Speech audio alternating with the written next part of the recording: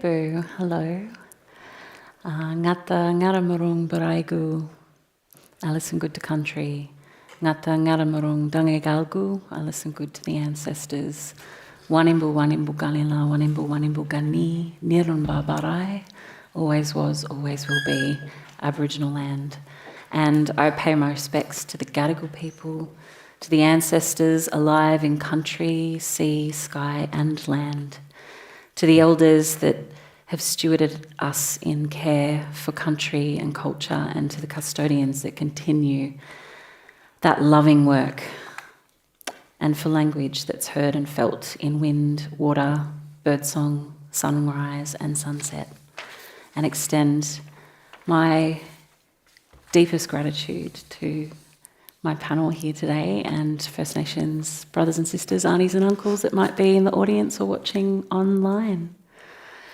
Barabayitir Nicole, ngata Waramai Galban. My name's Nicole, I'm a Waramai woman. I'm also the Artistic Director for First Nations programs for Red Room Poetry. And I'm really honoured to be here today hosting this session and with this deadly panel. I've got Dr. Auntie, I always find that hard, Doctor but also an Auntie, Rhonda Radley, Dr. Auntie Jodi Edwards and Luke Patterson with me today. And we're going to have a yarn about Baraya Barray, which means sing country in Gatang, which is my ancestral language and also Auntie Rhonda's ancestral language as well. And about poetry in first languages and why it's important and why following our songlines and listening to country and our non-human kin is important in the ways that we live and respond to the world around us. But before we get into that yarn, I invite the panel to introduce themselves. Rather than reading bios, I think it's beautiful to hear from individuals how they'd like to introduce themselves. So, Auntie Rhonda, Auntie Dr. Rhonda, I'll ask you first. Barabayitira Ban Rhonda, Anjukuri,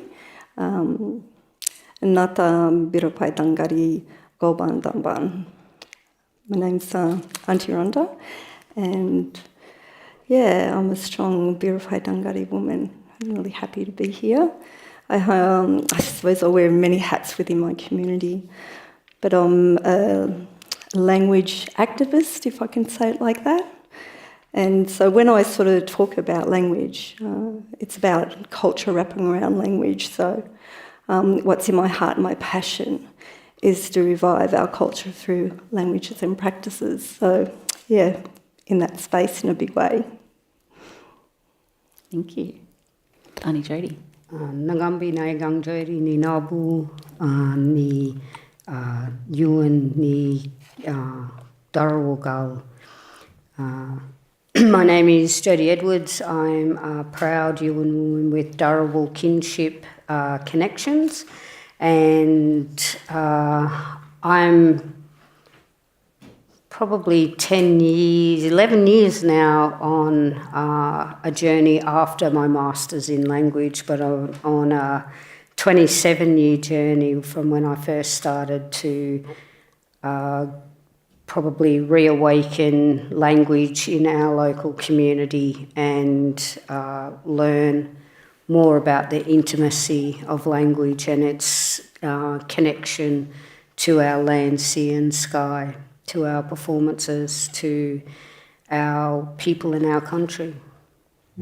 Thank you. Hello everybody, my name is Luke Patterson. Ngai Bama, I'm a Gamilaraay man through my mum's side, which sort of traces further back in a bit of a big circle to Darkinjung and Awabakal, which is my dad's ancestral lands as well. But I grew up on a very sort of eastern part of Darawal in a place called Kurnell. So yeah, that's why I'm a poet. Yeah, and a musician. A musician. Yeah, and a colleague of mine and a at colleague. Red Room. Yeah, I'm really lucky. You're subordinate. Not today, you know. Yeah, thank you. Like I said, it's so lovely to have you with me on stage talking about poetry in first languages. So poetry in first languages was dreamed up by Sister Curly Saunders in 2018.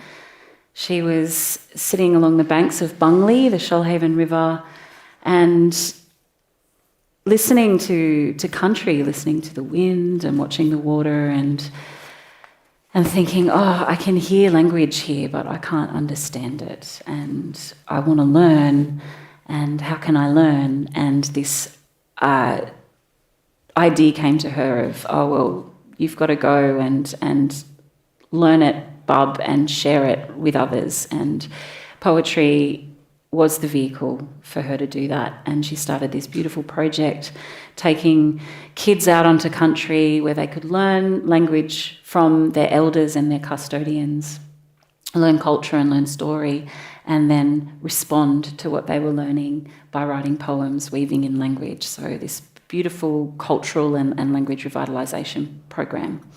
And Curly stewarded that for many years, and then when I came on board, we took the baton and reimagined it into this new program called Baraya Barray, which means sing country.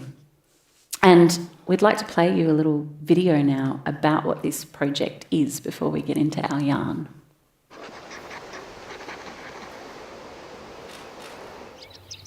Gadu buri buri, nyangam burai, gadu buri buri, gala burai, gadu buri buri, gamnu, gadu buri buri, numbamaya garu. Poetry is in everything. And poetry can be found everywhere in our relationships with each other, in our relationships to country, in a beautiful sunrise, in the way that, the tides leave marks on the sand. It can be found in the way that a buru kangaroo moves across country. Today, we are starting a very exciting project called Baraya Barray, which means sing country in Gatang. It is not a workshop, it is a ceremony. It's a way for us to listen deeply, to reflect, to learn and to honour through dance and song and culture. Today we're in Dharawal country, and for Aboriginal people our learning pattern was involved in our story sharing. And so that story sharing was done poetically through the rhythm and the melody of language. So this project for Poetry in First Languages is about revitalising our connection to language and our connection to country through deep listening. And we listen deeply to country, and the whales being one of her beautiful creatures that share their story and share their voices with us. Those whale songs, that rhythm, those sounds, all of that is being brought into dance as well themselves, whether it be from the bottom of Australia all the way up into Yolngu country. Yeah, that's acknowledged and that's still spoken about and sung today. This does distance us from the Western structure of an education system. We're not in a classroom today. Our teachers are traditional owners up and down the coast, elders, custodians, knowledge holders, language teachers, and the kids are just choosing to be here. My great-grandmother, she was the last fluent speaker of my language, so I was blessed, and I use that word blessed because not many of us could learn language at home. So I was very, very lucky to be taught my language on country from my grandmother and my uncle. There's a real thirst and hunger, I think, to be taught and to learn in this way, and it's a treat that we get to kind of pride out of who they are. So many of us don't have language. I tell the kids, you can be the person in your family to bring it back. We would love to see this grow into a national program and a national series of corroborees and celebrations that happen across the nation.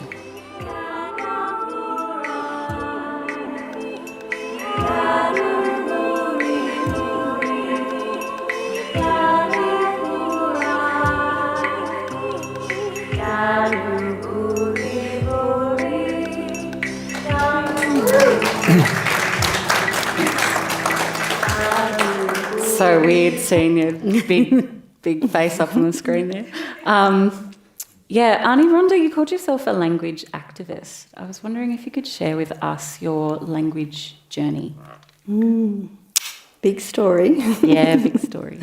I grew up with language around me, but it was just words, and grew up with big mob, big families. And I didn't know I was actually speaking another language, or when we sort of conversed at home, that it was another language until I went to school. And then I realised no one could understand what I was saying and felt a little bit shamed about that. So I just knew that it was for a language for home. And I think when I was invited to do the Cert 1 at TAFE, Gatong 1, with about 15 family members, it really hit home what we had lost. And I can say that it was actually a very traumatic experience for me, learning my language, because I was a qualified teacher, and it was always when you were teaching, you were a step ahead of your students. And I just thought, as a teacher, I said, how can I teach this language when I can't even actually form the sounds in my mouth? And there was this big grief that came up. And I just, felt sad all the time and felt like, I lost my self-esteem. And because it was such a struggle for me, there was 5 people, family members, that graduated from the Cert 1, but the intent was to actually, the people that graduated would become the teachers. And I just knew that I still had a lot of healing to do. So my daughter stepped up, Ali, me, and she became the first teacher. And I was the teacher coach in that classroom, so there was still a lot of learning to be had. But it helped me to actually process some of the grief. And when my daughter went walkabout and I had to step up, I knew, I had the support of my ancestors, because I really felt them around me and being held in that healing by them. And I knew how important it was. If we were being true to bringing back language, is that, we had to step up, and it wasn't easy for me. It was extremely difficult as an older person learning language. But I just remember my grandmother holding me in bed, and we used to lay up in bed and yarn up, and just a couple of days before she passed, and she said to me one of her biggest regrets is that she didn't learn the language because she had fluency around her and aunties and stuff, and to be able to teach her children and grandchildren, because in her generation there was a lot of the brothers and sisters institutionalised, and the threat of being taken away was real, if they practice any form of culture. And so I didn't want to be that grandmother, that I had regrets not to be able to teach my grandchildren. So that's really motivated me and inspired me in so many different ways. I'm going to do it for you, Nan, for our ancestors, to honour them. So you're honouring past, but you're also honouring forward, because you're given the next generation the opportunity to learn their language. So I'm sort of the in-between, I suppose. It's a generation that, we need to heal so we don't pass that trauma on to future generations. And I thought language revitalisation is a big part of that, all our healing. Thank you. Yeah, absolutely. Auntie Jodi, you're also a language activist, very big in the language community, bringing back Dharawal. Yeah. What has your language journey been? So I guess my language journey started because I wanted to give my children Aboriginal names. And so I was pregnant with my son at the time, and I started to go around and talk to elders and ask about different languages and different words. And so I would write them down, and I think, pretty much I become very pesty to people. I'm sure they were like, oh God, here she is again. And then probably 2 or 3 years into it, one of the elders went, here, everything I have with languages, I'm done, and you can take it over now. And I was like, me? And in that panic and in that moment, I realised I've been gifted something here and I need to pursue it. And so I had an exercise book and I wrote down all the words in the exercise book, and every time I came across a word or every time I researched a word, probably 10 years down the track, I had about 300 words, and I was like, cool story, they got 300 words, can't even make a sentence out of them. Don't know how to make a sentence, don't know how to do anything except have these words. And so I then decided to go back to uni and do a master's in language education to learn how to put them into sentences. And I'd been out of school for a good long time, and I just remember the first day the lecturer said, right, everyone knows what a verb is, right? And I was like, yep, everyone does, probably except me. I can't remember what that is. And so I really had to start back from the beginning about what is a verb, what is a noun, and then inside the language, I really actually realised that this is a moment where you're vulnerable. And I suddenly realised what people felt, where those people who couldn't read at all, how they felt. And so I thought, I can teach people to read by teaching them language, because we're all on the same path. None of us know how to do it, so there's no embarrassment, it takes it away. So whether you're an adult or you're a child, you're still on the same learning journey. And so I also worked out very quickly, children and adults in a learning environment are exactly the same. And so I started to teach language through music and rhythm, and that's essentially where I started to understand a bit more about the connection language has with rhythms and music and poetry, because poetry has that rhythm as well. So, yeah, that's right. In the panel before this, we were talking about how musical our languages are. So in speaking the language, they have a musicality about them, but they're also onomatopoeic. We learn language from country, from listening to country, and so many of our language words are the sounds that we hear on country. Yeah, and our words, our words are for a reason. Like when we have, now what we have is like the Cook River, and it's like, well, before we would have had a name like down home we have Jubasay, which is the lake, and that Jubasay is like many different marine animals inside, or mammals or fish inside the lake. So the word is telling you what's there. And so Mulawong is like rough entrance, and that's the connection between sea and lake. But now they call it the entrance, and that means nothing. It doesn't tell, it doesn't have a warning.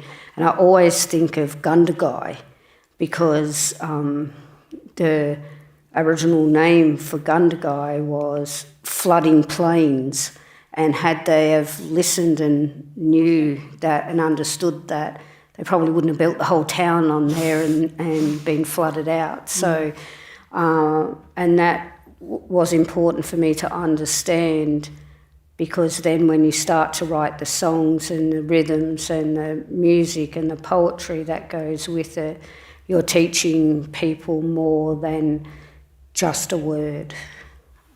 That's right. Did you want to jump in? You look like you're about to say something. Oh, I think I've just had a cultural listen to the Arnies moment that's blown my mind. I have dabbled over for a long time of intense periods of diving into language and then intense periods of running away from it. And ever since I was a little, very, very interested in language or noticed something weird about it, I always thought of it as like a creature in its own right. It acted in its own way. Yes, people were the ones that sort of carry it, but it moves and acts on its own accord. When I was at uni, I did a fair bit of linguistics and linguistic anthropology, like deep dived into Yongamata and Djambara from Arnhem Land, because it was the only language I could learn online at the time. It was the only one available. Which was great, but it was at a kind of a vast difference. I did get to go a few times and consolidate that knowledge and meet stories in different places. But I think a lot of it, this running away aspect that I might do, is to do with that grief, and also the unpacking of the kind of secrets that I think are in the language that has power. There are a couple of things even just words for a reason. Like the Aboriginal languages, Western linguistics often conceives of language as almost like a spider web floating in the wind, beautiful and intricate and systematic and stuff, but it's not really attached to anything. Whereas Aboriginal languages are very much a part of the whole creature called country. And to sort of dive into that, one, the power, the grief, but also I think the thing I've been running away from maybe is the responsibility that comes with it. Mm-hmm. Like when you take on that, it means you have to pass it on. Anyway, so that's why I've had an auntie listen moment, pull your finger out. It's time to start doing some more language stuff. Yeah. So true. And there is a responsibility, absolutely, to because our languages didn't die. Many people say that languages were dead or languages were sleeping, but they have always been there. And so there's that responsibility to ensure that they continue in whatever way we still have them, because, yes, we have lost some words, some languages more than others, but, yeah, there is that responsibility to ensure that they don't, that they do get passed on, that they do continue. And so why are programs like poetry and first languages so important? Why is it important for us to go in and share what we do know with our young ones and get them to write poetry? That's a question to the group. I'll have a go at that one.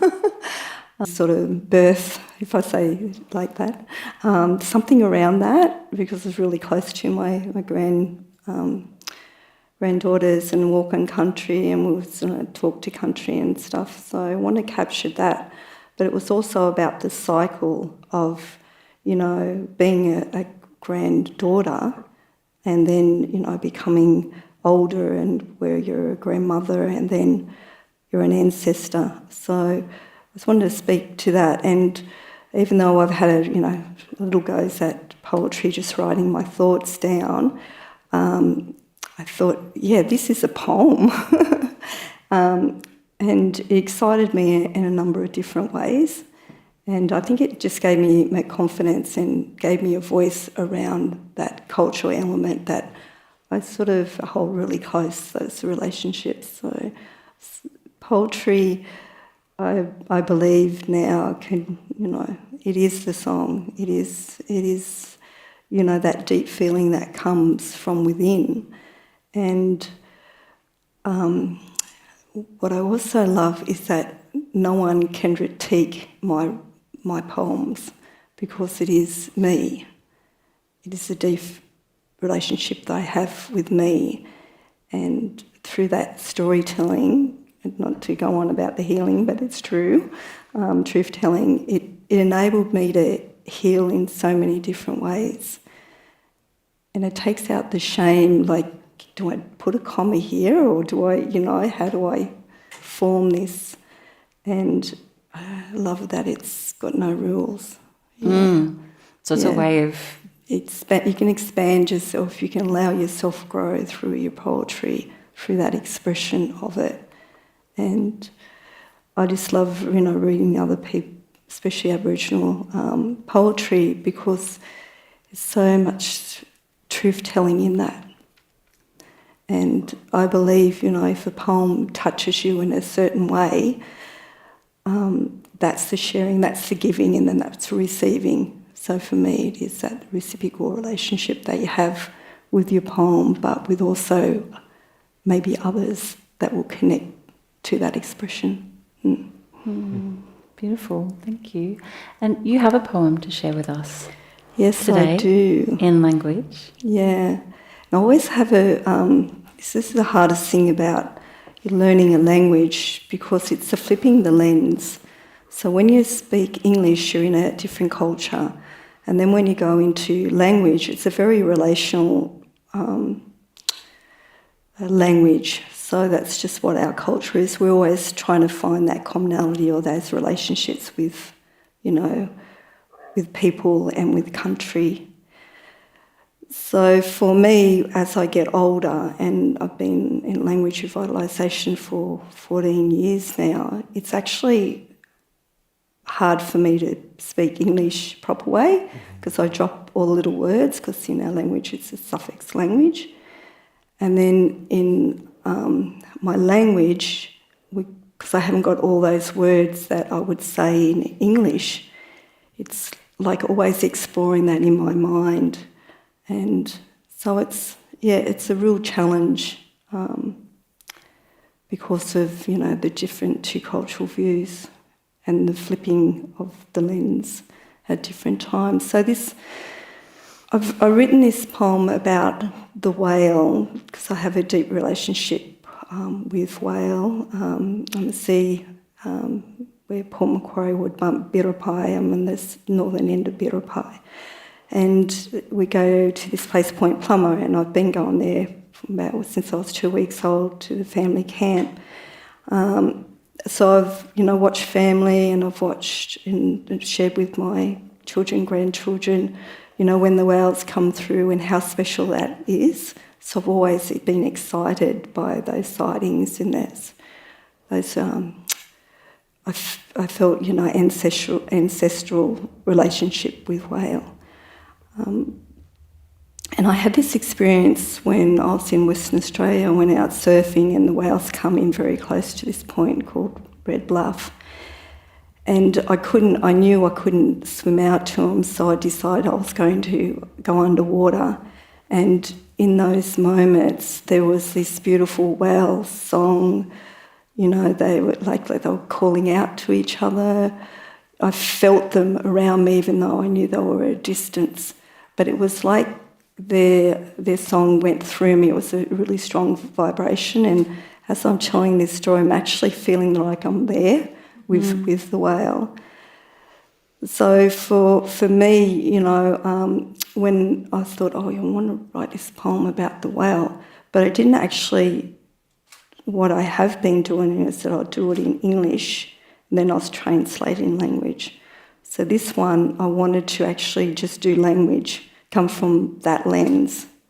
What would that look like? So this poem, it was written in Gadang language, and then I think in certain ways translated into English, if you could say it like that. Do you want me to share I'd that? love you to share it now, please. Now, yeah. So now I've got to tell you a little bit of story so you know why my hands are flowing. As I was introduced as Dr. Ani Rhonda, my research was around the usefulness of gesture to teach the Gadang language. So I'm always a hand talker, and when I started teaching language, it was to an adult cohort. And, I'm going, da, da, da, da, da, and they're all looking at me. And I said, is this, Billa, the river is this helping? And they go, no, it's fun. So we did, get a little bit serious, and I had this beautiful woman, sister there, Marie Hutchison, which did Ausland. So we got up in the front of the class and da-da-da-da. So my research was, study was with preschoolers, so I had my cohort for that. So it does actually support language learning, the movement. But in Aboriginal way, Matchajuru, which is hand talk, we've been doing that for generations. So we have language with the spoken word and without. So it's interested in revitalising that as well. So when I share this poem, it's just going to be a bit of a mind thing because I'm going to say it in language and then I'll translate. I was thinking, well, should I translate this? But I think that would be beautiful for you to, understand the language in English as I go through the poem. And I'll do a little bit of my hand talk, but it is going to be a little bit challenge. We'll see how we go.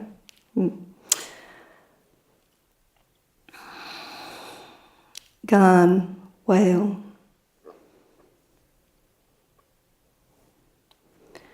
Tangil,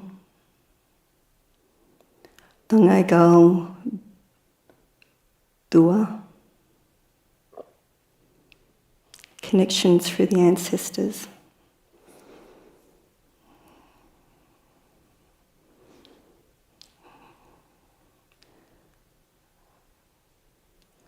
Nata, Nyan, I see. Bimba, Tamban.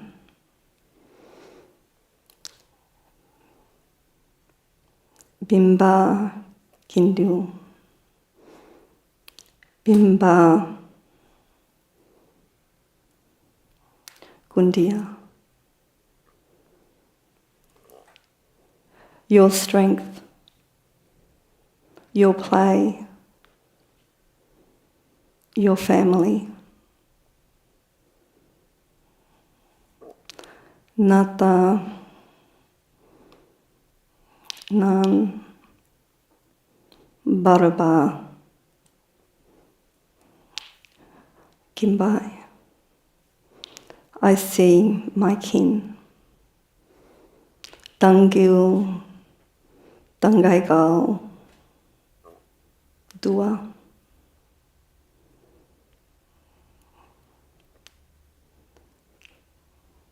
Connected through the ancestors. Nata, Nan, I hear.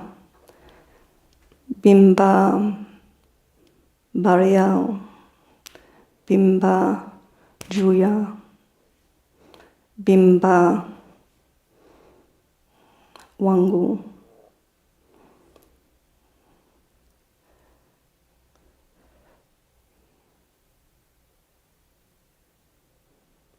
Your song, your calls, your movements.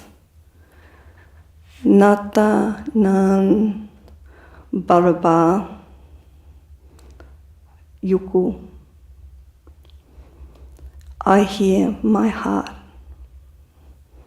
Tangi, Tangaigal, Dua, connected through the ancestors. Nata, Numu. I feel your breath.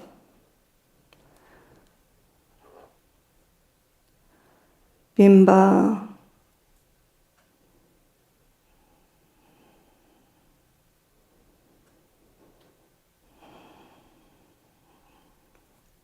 Marae, Bimba, Naro Naro.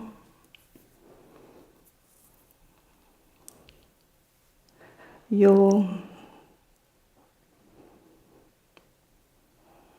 your spirit, your wisdom. Nata numu barabam marung naran. I feel my respect.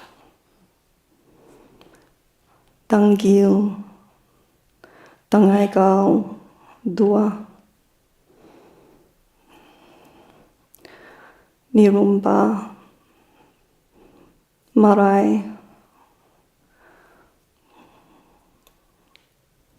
Wakuda.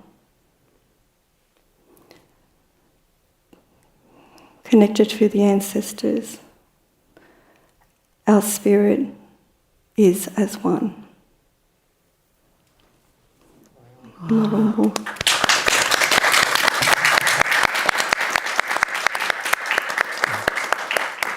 Oh, Marumbu, that was so beautiful.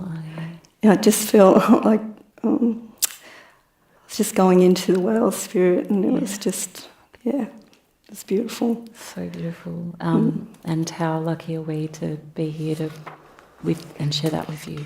Thank you. Yeah, it becomes very emotional. Thanks for holding that space for me. I appreciate it. I love the hand gestures, and it was making me think about these workshops that we've been running with the kids, how we're not just writing poems, but we're singing songs and we're dancing. And you're dancing as well as doing these beautiful hand gestures. And like I mentioned in the video, poetry to us mob is more than just the spoken or the written word. Everything is connected. All of the ways that we express ourselves and share our stories is connected, and they're interconnected as well. To tell a story and to share a songline comes with a drawing, and the drawing then reminds us of the story, reminds us of the song, and then comes the dance. Like, there are ways to share this songline, proper ways to do it. And so I'd like to talk to you, Luke, about the piece that you have written for our Whale Songline project. I've been referring to it as a sonic poem, which is just a fancy way of saying you've written a piece of music, which is really beautiful. But would you like to tell us about it? All right. Or should we listen to it first? We have it as well. Would you like to speak first and then we listen? Or? Let's listen to it so I can remember. Oh, okay. Lovely. Yeah. So a bit of context. We have been following the humpback whale songline up the East Coast, and we'll continue to do it for this project over the next 3 years before we move on to a different songline to sing country. And part of the process is listening to the whale songs, because we have so much to learn from our sea kin. And we were given these beautiful recordings from the Australian Antarctic Division, who have been recording whale song for 20 years. And we've got them up on our website if you'd like to listen to them. And we've been playing them for the students in the project, and they've been writing poems in response, but also writing sonic poems in response. So if we could listen to Luke's piece now, please.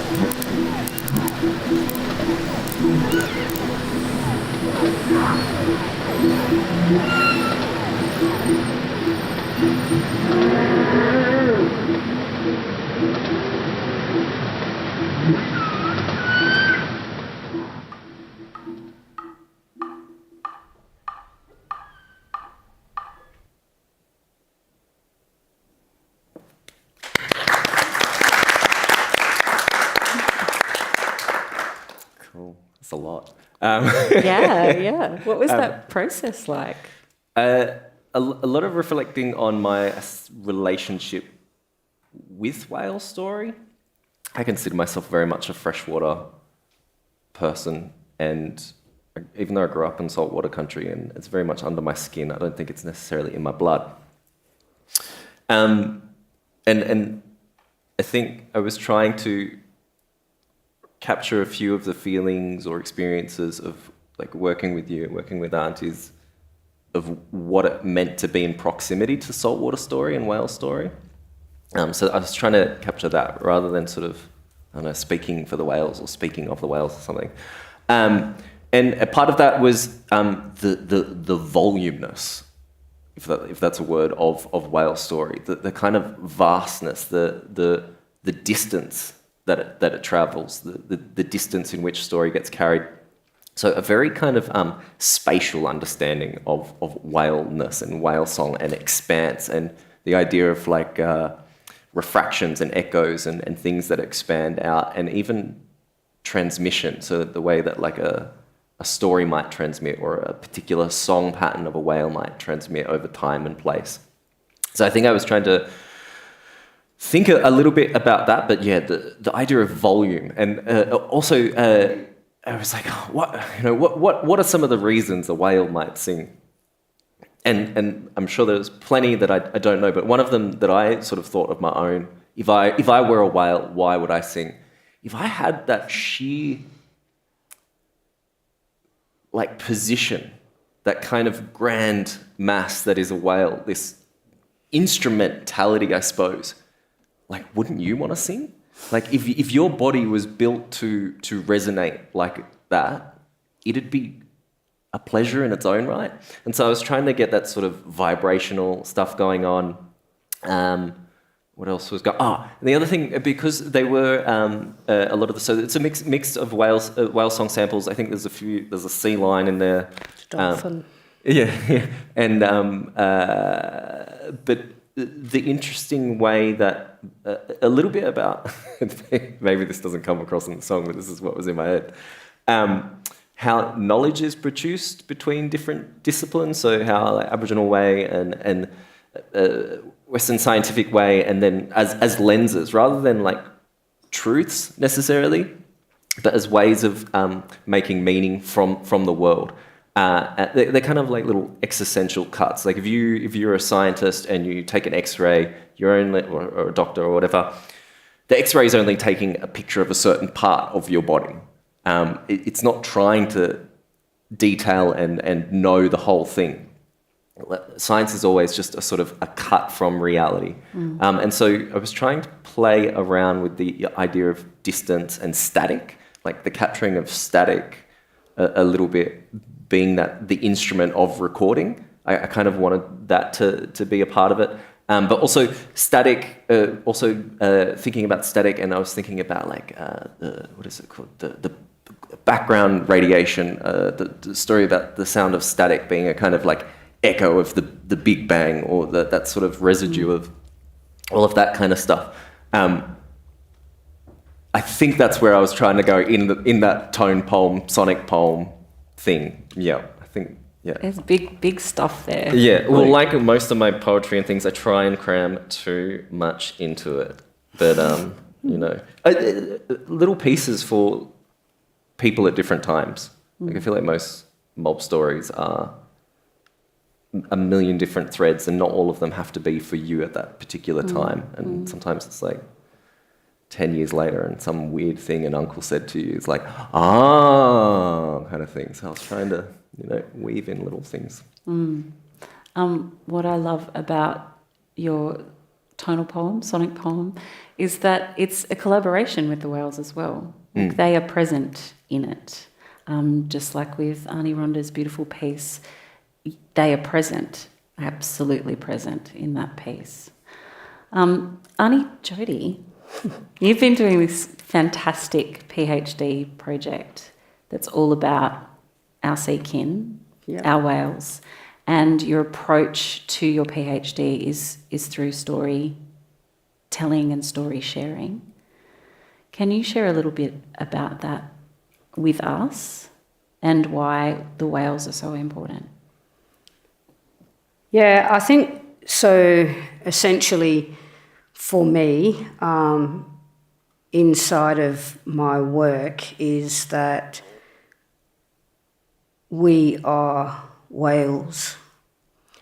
My family, the women in our family, noticed there were no law peoples in the sea.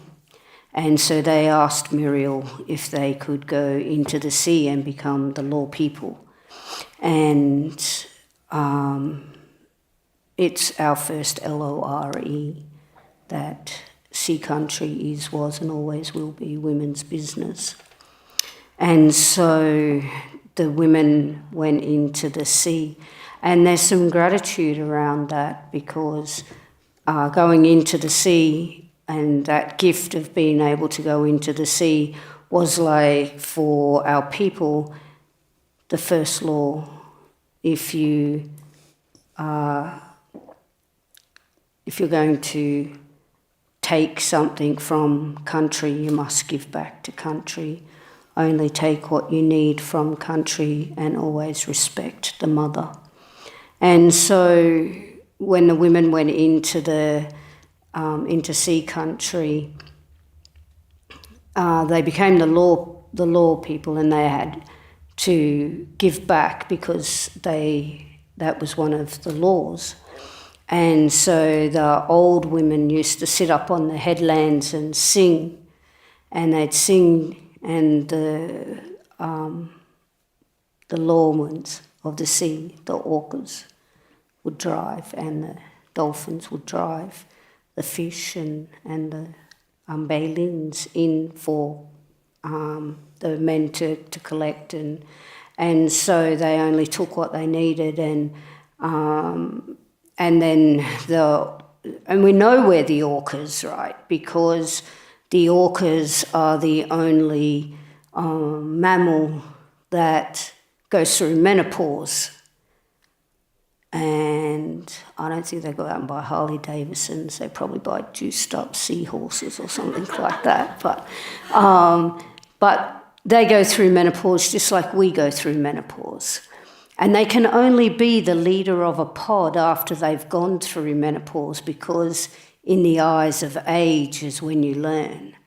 As a young person, you're taking in that knowledge, you're sucking up that knowledge, you're learning that knowledge, but after you've lived that knowledge and you've learnt from that knowledge, it comes with age. And so the orcas,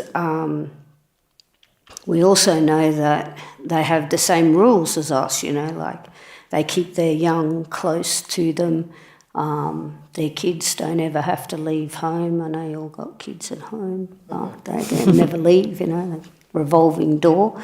And the women even have a say in the mating process. They are the mating process. So they decide, who they're going to mate with, and in fact, who their children are going to mate with, And so it was important for me to understand that songline and that the knowledge is around seeking and what they have to teach us. And it's through that journey that I learnt many things about that a good deal of people could learn about life. I learnt humpback whales are LGBTQI.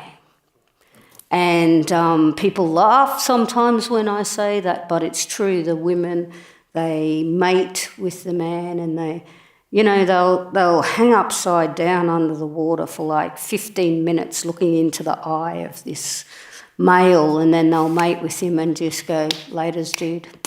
And they'll find a female because she can be trusted, right? And she's not going to leave you. And she stays with that female, and they right through the birthing process.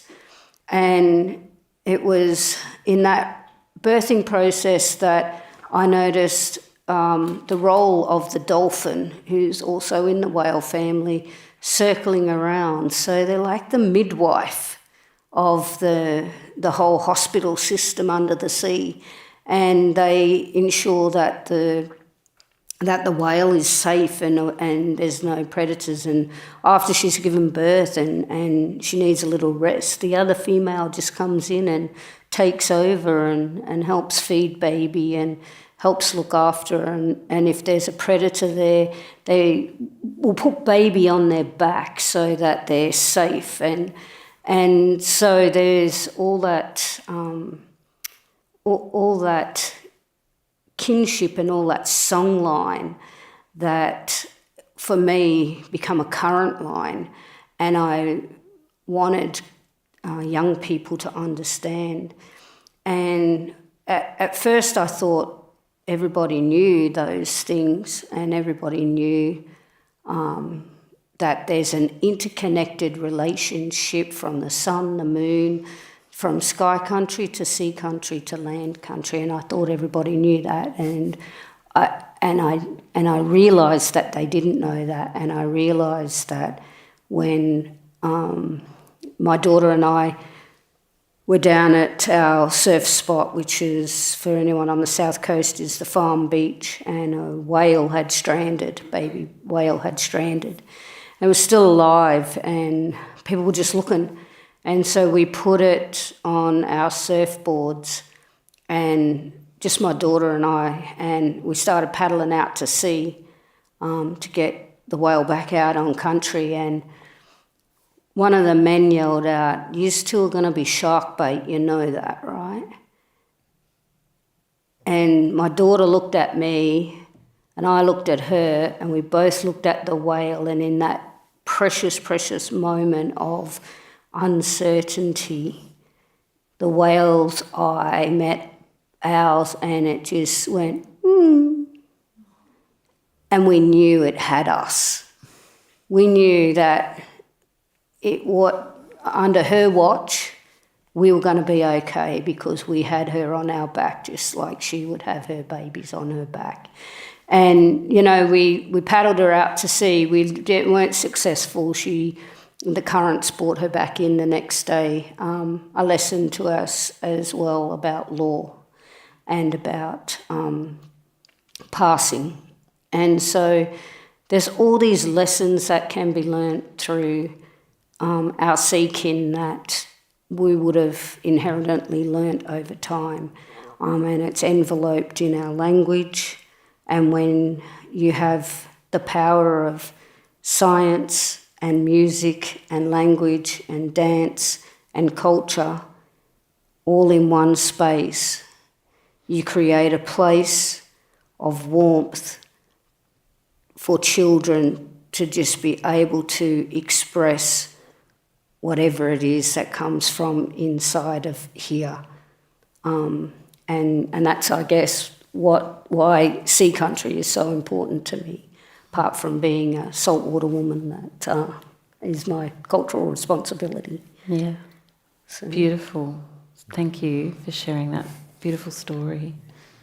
You have some poems to share with us. Oh, yeah. Written- And I think these are the poems that... These tell the story of what bringing music, song, dance, story, science all together does for our children.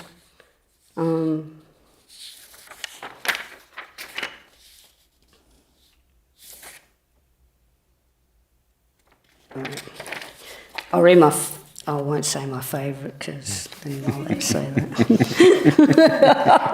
Who were these written by? So this first one is written by a young man in Year 6 called Elijah. Elijah is also a saltwater man, but saltwater man from Torres Strait Islands, and lucky enough to be grown up on Darrabul country. So at the age of 6, this is his first connection point, I guess, with a bit of language outside of his own. Nayagang buri buri, nayagang budbat, daragang burai najong, protector of the man. Naya, guide them through the Jindi Barang, my Nuru Wizguru. I am a whale. I am the heart of the river, the child of the water, protector of the fisherwomen. I guide them through the mist. My country is deep water. That's beautiful. That's after, that young fella sat in circle for 3 days where we were able to show him connection between dolphin and whale, connection between sea and land and sky, connection through story, song, dance and art, and then his chance to express how he felt after 3 days. It was just amazing. And this is Hayley. Hayley had even less time. Hayley had a day, and I think she was in that video. I'm pretty sure she was in that video. But yeah, this is just like amazing. Buri buri yanga, undergadu, right and left, rolls in the ripples, ingadu buri buri yanga, bulawala waju, circles buri buri, under jindi jingara, rolls in the ripples, right and left, ingadu buri buri gully, whale sings, under the sea, right and left, rolls in the ripples. In the sea the whale sings, dolphins circle whale.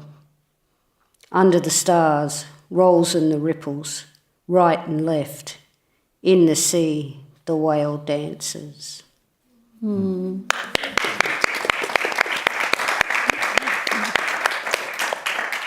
So beautiful, our young ones. Yeah, amazing just, poets. Like after 1 day she wrote that. It's just like amazing, and it just shows you the power and the strength of creating a space of openness where there's no right and there's no wrong, and where everybody is on an equal platform because we're sharing it through language, and we're sharing it through music, but we're sharing it through dance, we're sharing it through song. And one of the biggest things the whales sing, each year they come through, the whales all sing the same song in the pod, they all sing the same song. And then the next year when they come through, those same whales sing a different song.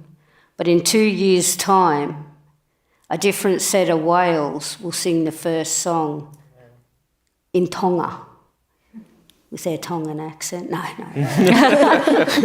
But I just think that's like amazing that we have this language that can traverse the world.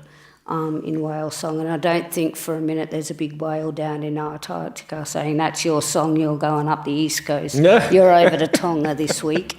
But I do think it shows the kids the ability to think about what happens in other countries and how language and how song and music can equalise them no matter what's happening in other people's countries, in other people's world. Yeah. Wales, the water, the sea country teaches us many things. The poetry helps us express it. Yeah. Beautiful. I could yarn for another 3 hours with you about this, but unfortunately we're out of time. But I'd like to thank you all for coming and sharing your knowledge and your beautiful words and poetry and Thank you for having us. Yeah, thank you. And thank you for all coming.